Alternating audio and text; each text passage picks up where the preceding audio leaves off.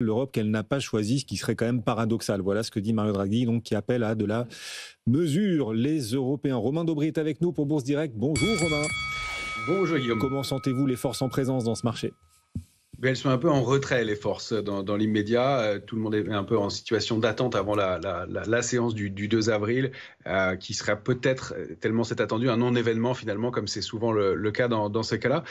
On est à la fin de ce trimestre, on approche de la fin du trimestre avec des messages assez différents selon les indices toujours. Des indices américains qui ont donné de gros signes de faiblesse récemment, qui tentent de se stabiliser, de rebondir un petit peu. Il faut rappeler qu'on avait laissé un gap baissier ouvert sur la volatilité qui a été quasiment comblé avec l'accélération baissière d'aujourd'hui à l'ouverture. Donc, toujours des petits épisodes de volatilité à prévoir à court terme, mais les choses qui vont plutôt dans le sens d'une stabilisation dans un indice, sur des indices américains qui sont plutôt dégradés et pour lesquels on pourrait assister à des répliques baissières dans les jours ou dans les semaines qui viennent, mais avec un petit rebond de court terme. En Europe, c'est différent. On ne va pas détruire ce qu'on a commencé à créer depuis 2 ou 3 mois. On est en pause un petit peu marquée. Sur l'indice CAC 40, on teste des niveaux d'alerte.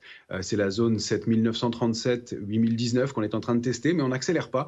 Et comme vous le disiez, on stabilise plutôt bien, on réagit plutôt pas mal. Le DAX, c'est la même chose. On a testé un niveau d'alerte qui est autour des 22 460 points. On a rebondi sur ce niveau-là. On perdait plus d'1,5% au pire de la séance. Et puis, on ne perd plus que 0,65% pour l'instant.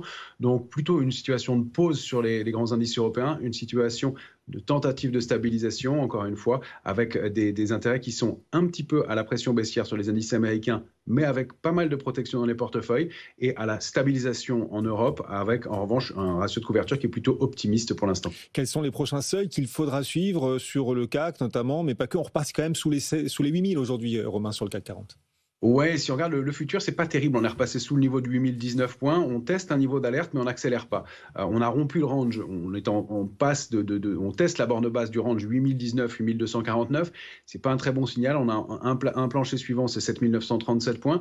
Maintenant, on voit qu'encore une fois, on n'accélère pas et on évolue autour ou proche de ce niveau-là pour l'instant.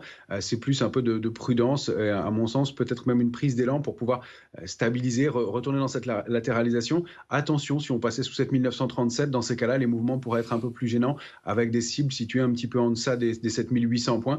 On n'y est pas encore. Pour l'instant, c'est plutôt une situation d'attente. Si on regarde le DAX, la zone 22 235, 22 461 est testée pour l'instant et on a rebondi dessus, encore une fois, même si on a ouvert avec un gap baissier, malgré l'annonce qui aurait pu faire un peu plus paniquer les opérateurs, on constate qu'on a quand même une relative stabilité en Europe pour l'instant et ça milite plus pour une pause avec des foyers d'intérêt qui sont assez localisés toujours sur certains titres.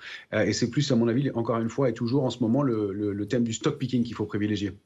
Romain, il y a un secteur où les spéculations ont un petit peu repris. On en parlait en début de semaine, notamment entre TF1 et M6 dans le secteur audiovisuel.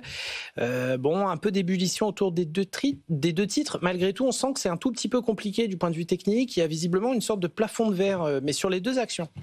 Exactement. Elles sont toutes les deux, elles traduisent graphiquement exactement ce retour d'intérêt ou de questionnement, mais on teste des niveaux cibles qui sont clés. Pour TF1, il faut dézoomer pas mal tellement le titre évolue sans tendance depuis longtemps. On évolue depuis 2015 sous un niveau de résistance majeur à 9,05, on vaut 9,20, donc on oscille autour. On s'en approche. Ce qui est intéressant, c'est que le titre construit au-delà d'une ligne de tendance haussière depuis plusieurs mois maintenant et revient tester ce niveau, ce plafond de verre. Donc l'accélération et le débordement de cette grande résistance pourrait amener le titre dans un premier temps à aller chercher des niveaux en direction de 11,13, donc un potentiel aussi qui peut être intéressant. Et c'est effectivement pour Métropole Télé la même configuration. On est bloqué sous un niveau de résistance qu'on n'a pas réussi à déborder depuis 2022, qui est 14,28.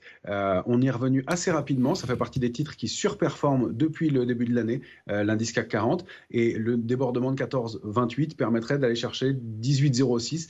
Et pourquoi pas, à plus long terme, des extensions en direction de 21,20. Donc un potentiel aussi qui pourrait s'affirmer pour des titres qui sont en retard et des secteurs un peu oubliés. C'est un peu le thème du moment d'aller chercher des dossiers en retard. Donc pourquoi pas, effectivement, comme arbitrage, dans un contexte de manque de tendance et de momentum sur les grands indices. TF1, M6, cet arbitrage. Merci Romain, on vous retrouvera pour Bourse Direct tout à l'heure à la clôture des marchés à 17h35. Le CAC est en